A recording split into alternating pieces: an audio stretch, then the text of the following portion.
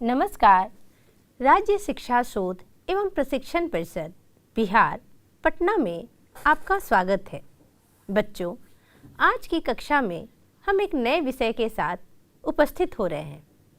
नया विषय कौन सा है? तो नया विषय है पाठ संख्या 4 सहजो बाई के पद।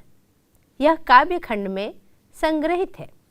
बच्चों, सहजो बाई के पद को पढ़ने से पहले हम एक सहजो बाई का संक्षिप्त परिचय जानेंगे। आइए उनके कवि परिचय को देखें।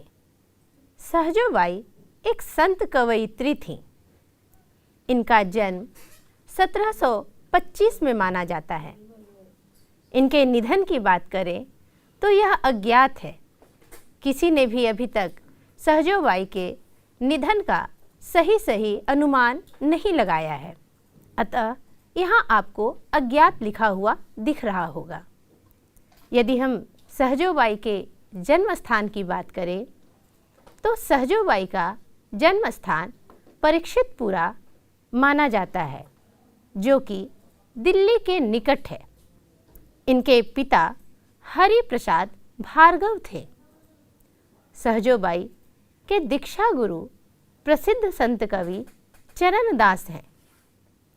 सहजो बाई की रचनाओं की बात की जाए तो सहजो बाई की रचना सहज प्रकाश नाम से प्रकाशित है।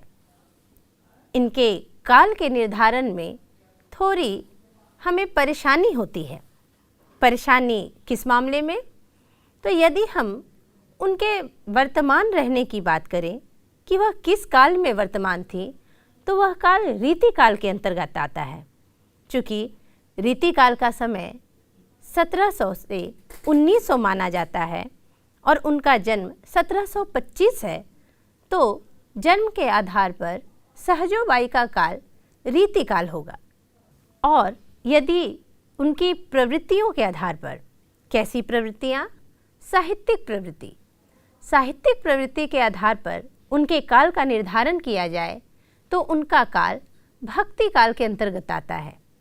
चूँकि बच्चों, कोई भी काल एक दिन में समाप्त नहीं होती। काल की अगर हम बात करें तो कोई धारा एक दिन में समाप्त नहीं होती। वो इस तरह नहीं होता कि एक दिन एक समय पे यह काल और दूसरे समय पे यह काल, बल्कि काल की स्थिति इस प्रकार होती है। कोई धारा धीरे धीरे प्रवाहित होती है और आगे बढ़ती जाती है, और एक अन्य धारा धीरे धीरे समाहित हो जाती है और एक निश्चित समय के बाद वह धारा पूर्णतः समाप्त हो जाती है। तो जब हम सहजो बाई की बात करते हैं तो उनके जन्म के आधार पर उनका काल रीति काल के अंतर्गत आता है। किंतु साहित्यिक प्रवृत्तियों की अगर हम बात करें तो साहित्यिक प्रवृत्तियों के आधार पर इनका काल भक्ति काल के अंतर्गत आता है। बच्चों, पिछले कई कक्षाओं में हमने पढ़ा और यह जाना है कि भक्ति काल की भी दो धाराएं थीं, निर्गुण धारा और सगुण धारा। यदि हम सहजो बाई की चर्चा करें तो सहजो बाई भक्ति काल के निर्गुण धारा के अंतर्गत आती हैं। निर्गुण धारा की भी दो शाखाएं हैं। एक है प्रेमाश्रयी शाखा और एक है ज्ञानाश्रयी शाखा। सहजो बाई ज्ञानाश्रयी शाखा के अंतर्गत आती हैं। ज्ञानाश्रयी शाखा से तात्पर्य है ज्ञान के आधार पर, ज्ञान के द्वारा ईश्वर की प्राप्ति। सहजो बाई निर्गुण भक्ति के ज्ञानाश्रयी शाखा के अंतर्गत आती हैं। वे अपने ईश्वर को प्राप्त करने के लिए निर्गुण मार्ग अपनाती हैं और निर्गुण मार्ग में भी ज्ञान के शाखा से, यानी ज्ञान के माध्यम से ईश्वर को प्राप्त करने की बातें करती हैं। आगे हम देखें, इनके जीवन की यदि बात करें तो इनका जीवन ब्रह्मचर्य का जीवन था, अर्थात ये आजीवन अविवाहिता रहीं। इनकी भाषा की यदि बात करें तो इनकी भाषा ब्रज भाषा है और ब्रज भाषा में भी लोक भाषा का पुट है। पूर्णतः लोक जीवन, लोक संस्कृति की बातें वे लोक भाषा में ही करती हैं। बच्चों, जिस प्रकार इनके काल निर्धारण में थोड़ी सी हमें समस्या आती है, ठीक उसी तरह इनके जन्म संबंधी भी कई मतभेद हैं। कुछ विद्वानों का मानना है कि सहजोबाई का जन्म राजस्थान में हुआ और उनके गुरु चरणदास उन्हें अपने साथ दिल्ली लेकर के आए थे। इस प्रकार इनके जन्म स्थान को लेकर थोड़ा विवाद है। कुछ का मानना है राजस्थान और कुछ का मानना है परीक्षितपुरा, दिल्ली के निकट। आगे हम देखते हैं, इन्होंने अपने जन्म संबंधी और जन्म स्थान संबंधी 2 पंक्तियां स्वयं रचित की हैं। स्वरचित इनकी पंक्ति है, हरि प्रसाद की सुता नाम है सहजोबाई, ढूसर कुल में जन्म सदा गुरु चरण सहाई। यह पंक्ति स्वयं सहजोबाई द्वारा रचित है। सहजोबाई अपना परिचय दे रही हैं, हरि प्रसाद की सुता, सुता अर्थात पुत्री। वह कहती हैं कि हरि प्रसाद की सुता यानी हरि प्रसाद की पुत्री हैं और मेरा नाम है सहजोबाई। ढूसर कुल में जन्म, मेरा जो जन्म हुआ है वह ढूसर कुल में है, और सदा गुरु चरण सहाई, और मैंने अपना मस्तक, अपना हृदय, अपने विचार गुरु चरणदास में ही लगाया है। गुरु चरणदास की भक्ति को मैंने ग्रहण किया है। आगे अगर हम इनके पदों के संकलन की बात करें, नागरी प्रचारणी सभा द्वारा प्रकाशित और सुधाकर पांडे के द्वारा संपादित हिंदी काव्य गंगा में संकलित है। बच्चों, हमने सहजोबाई के जीवन का एक संक्षिप्त परिचय जाना। अब आइए आगे उनकी कुछ काव्यगत विशेषताओं को भी जानें। सहजोबाई की अगर हम काव्य की बात करें तो उसमें अटूट गुरु भक्ति दिखाई पड़ती है। वे गुरु के प्रति उनकी अटूट निष्ठा है। वे गुरु को ही अपना सब कुछ मानती हैं। यदि आगे हम उनकी अन्य विशेषताओं को देखें तो गुरु का ईश्वर से अधिक महत्व, सहजोबाई ने ईश्वर से भी अधिक महत्व गुरु को दिया है। चूँकि सहजोबाई एक संत कवयित्री हैं और संत काव्य की अगर हम बात करें, संत कवियों की बात करें, संत कवयित्रियों की बात करें तो संत काव्य की एक प्रमुख विशेषता है गुरु के प्रति श्रद्धा। हमने इसे कबीर के यहाँ भी देखा है, गुरु नानक में भी देखा है, और अब हम इसे सहजोबाई के माध्यम से भी संत काव्य की एक प्रमुख विशेषता पर हम चर्चा कर रहे हैं कि सहजोबाई भी गुरु के प्रति अटूट निष्ठा रखी हैं, अटूट गुरु भक्ति है उनमें। आगे हम देखें, उन्होंने गुरु का ईश्वर से अधिक महत्व तो दिया ही है, साथ ही साथ वह यह भी कहती हैं, राम तजू पे गुरु न विसारूं। कहती हैं कि मैं राम का त्याग कर सकती हूँ। यहाँ राम निर्गुण परम ब्रह्म राम है। चूँकि सहजोबाई की भक्ति निर्गुण भक्ति है, और निर्गुण का अर्थ है जिसका न रंग है, न रूप है, न आकार है, वैसे ईश्वर की भक्ति जो अव्यक्त है, निर्गुण परम ब्रह्म राम। सहजोबाई कहती हैं कि मैं राम का त्याग कर सकती हूँ किंतु अपने गुरु का त्याग कभी नहीं कर सकती। इन पंक्तियों के माध्यम से ही पता चलता है कि उन्होंने ईश्वर से भी अधिक महत्व गुरु को दिया है। आइए आगे देखें, उनकी कुछ और विशेषताओं से हम परिचित हो लें।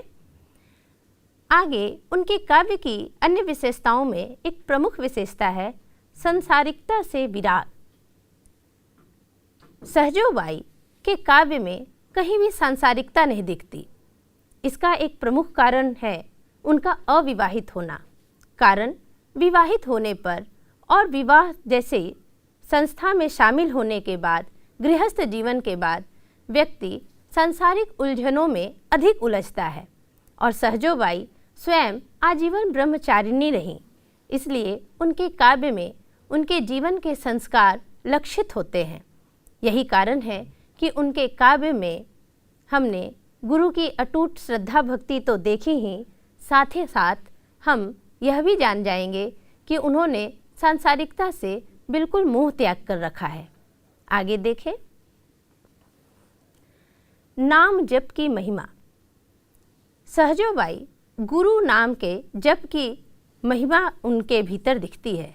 वह बार बार हमेशा गुरु नाम का जप करती हैं। उनका मानना है गुरु के नाम का जप करने से ही इंसान को मुक्ति मिलती है। आइए आगे देखें उनके काव्य में और क्या प्रमुख विशेषताएं हैं। निर्गुण सगुण ब्रह्म में अभेद भाव। सहजोबाई ने निर्गुण और सगुण दोनों को अभेद बताया है। उनका मानना है कि गुरु को, ईश्वर को प्राप्त करने के लिए गुरु एक मार्ग है, एक साधन है। और ईश्वर की जब हम बात करते हैं तो वह चाहे निर्गुण ईश्वर हो या सगुण हो, उसे प्राप्त करने के लिए केवल एक मार्ग है और वह मार्ग है अपने गुरु की भक्ति करना। इसलिए उन्होंने निर्गुण और सगुण के बीच में कोई खास भेद नहीं रखा है। चलिए आगे देखें। ज्ञान आधारित प्रेम भक्ति। सहजोबाई प्रेम को महत्व देती हैं, लेकिन कौन से प्रेम की वह बात करती हैं? वे उस प्रेम की बात करती हैं जो अव्यक्त है, जो निर्गुण भाव से किया जाए। वे, उनका मानना है कि ज्ञान के आधार पर हम किसी भी प्रेम को पा सकते हैं।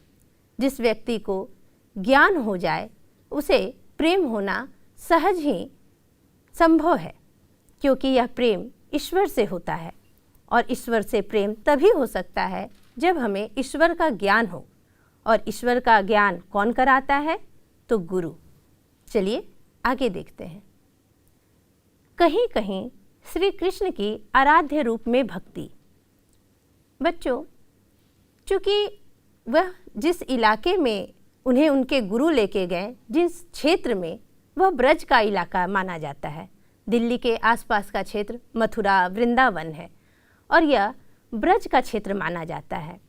और गुरु चरणदास जब नन्ही सी सहजोबाई को लेकर के अपने क्षेत्र में गए, ब्रज के क्षेत्र में गए, तो निश्चित तौर पर भक्ति काल की परंपरा से आ रही वैष्णव भक्ति, कृष्ण भक्ति का बीज सहजोबाई में भी आना सहज है। अनायास ही वह बीज आ जाते हैं। इसलिए सहजोबाई के काव्य में हमें कहीं कहीं उनके आराध्य श्री कृष्ण के भी दर्शन परिलक्षित होंगे। चलिए आगे देखें। ईश्वर के प्रति समर्पण भाव। सहजोबाई का संपूर्ण समर्पण है। किसके प्रति? तो ईश्वर के प्रति। लेकिन ईश्वर से भी अधिक महत्व उन्होंने गुरु को दिया है। उनका मानना है कि ईश्वर सहजता से और प्रेम से सहज ही प्राप्त हो सकते हैं। ईश्वर को पाना आसान है बनस्पत कि गुरु को पाना, क्योंकि सच्चा गुरु कौन होगा, गुरु कौन सा अधिक बेहतर होगा जिसके माध्यम से हम ईश्वर तक पहुंच सकते हैं, इसका चयन करना कठिन है। उन्होंने अपने काव्य में कई जगह यह बात लिखी है, यह पंक्तियों के माध्यम से दर्शाया है, बताया है कि गुरु को प्राप्त करना अधिक कठिन है, ईश्वर को प्राप्त करना अधिक सहज। तो बच्चों, हमने सहजोबाई के एक संक्षिप्त जीवन परिचय को भी जाना, उनकी काव्यगत विशेषताओं को भी जाना। अब आइए उनके पद को देखते हैं और उसका अध्ययन करते हैं। आपको स्क्रीन पर सहजोबाई का प्रथम पद दिख रहा होगा। मैं पद का वाचन करती हूँ। मुकुट लटक अटकी मन माही, नृत तन नटवर मदन मनोहर, कुंडल झलक अलक बिथुराई, नाक बुलाक हलत मुक्ताहल, होठ मटक गति भौं चलाई, ठुमुक ठुमुक पग धरत धरनी पर, बाह उठाए करत चतुराई, झुनक झुनक नूपुर झुनकारत, तत्ता थई थई रीझ रिझाई, चरण दास सहजो हिय अंतर, भवन कार्य जित रहो सदाई। बच्चों, अभी अभी हमने सहजोबाई के प्रथम पद का वाचन किया। अब आइए पद के अर्थ को भी समझें। पद में सहजोबाई कहती हैं कि मुकुट लटक अटकी मन माही। सहजोबाई कहती हैं कि श्री कृष्ण के मुकुट की जो लटकन है वह मेरे मन में अटक गई है। यानी श्री कृष्ण ने जो मोर मुकुट धारण कर रखा है, उस मुकुट की लटकन मेरे मन में अटक गई है। आगे वे कहती हैं, निततन नटवर मदन मनोहर, कुंडल झलक अलक बिथुराई। नृत्य तन, उनका जो तन है वह नृत्य करने वाला है, यानी हमेशा किसी न किसी भाव भंगिमा में श्री कृष्ण खड़े होते हैं हमारे समक्ष। तो वह कहती हैं कि नृत्य तन नटवर मदन मनोहर, कुंडल झलक अलक बिथुराई। उनका जो तन है वह नृत्य करने वाला है, वह नटवर हैं, चतुर हैं, मदन मनोहर हैं। मदन अर्थात कामदेव, कामदेव रूपी मन को वह हरने वाले हैं। और कुंडल झलक अलक बिथुराई। कुंडल झलक, कुंडल यानी उनके कानों में कुंडल जो है वह लटक रहे हैं। और अलक बिथुराई, अलक बिथुराई से तात्पर्य है कि उनके चेहरे पर अलके बिछी हुई हैं, बिखरी हुई हैं। अलके यानी केश या लट को कहते हैं। सहजोबाई कहती हैं कि कृष्ण का जो रूप है वह मुग्ध करने वाला है, कामदेव के स्वरूप है, मनोहर है, मन को हरता है। और उनके मुकुट की जो लटकन है वह तो मन में अटक सी गई है। आगे वे कहते हैं, नाक बुलाक हलत मुक्ताहल, होठ मटक घती भौह चलाई।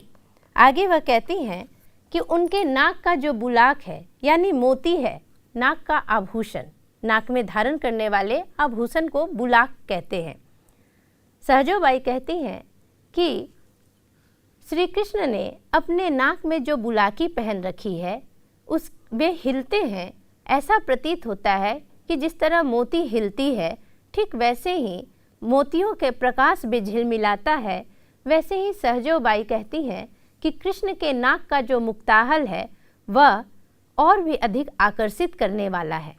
वे आगे कहती हैं, होठ मटक गति भौह चलाई। श्री कृष्ण के होठ मटक रहे हैं और गति भौह चलाई, और वह कई प्रकार से भौहों को चला रहे हैं। भौहों को चलाने का अर्थ है इशारे करना, संकेत करना। यानी इस पंक्ति में सहजोबाई कृष्ण की भाव भंगिमा, उनके रूप सौंदर्य की बात कर रही हैं। आगे वे कहती हैं, ठुमुक ठुमुक पग धरत धरनी पर, बाह उठाए करत चतुराई। सहजोबाई कहती हैं, ठुमुक ठुमुक पग धरत धरनी पर। ठुमुक ठुमुक करके वह पग, एक एक पग अपना धरनी पे धर रहे हैं। धरनी अर्थात धरती। कहती हैं कि कृष्ण जब धरती पर ठुमक ठुमक कर चलते हैं तो यह अत्यंत ही मन को मोह लेने वाला दृश्य होता है। बाह उठाए करत चतुराई, वह बाहें उठा उठाकर कई प्रकार की भंगिमाएं करते हैं, चतुराई करते हैं। कृष्ण की बाल लीलाओं का इन्होंने यहाँ पर वाचन किया है, बाल लीलाओं का गायन किया है। आगे देखते हैं। आगे कहती हैं, झुनक झुनक नुपुर झनकारत। श्री कृष्ण अपने पाँव के नुपुर को झुनक झुनक करके झनका रहे हैं, क्योंकि वे धरती पर जब जब अपना पग पटकते हैं, धरते हैं, तो उनके पैरों की जो पैजनी है और नुपुर है वह झुनक रही है।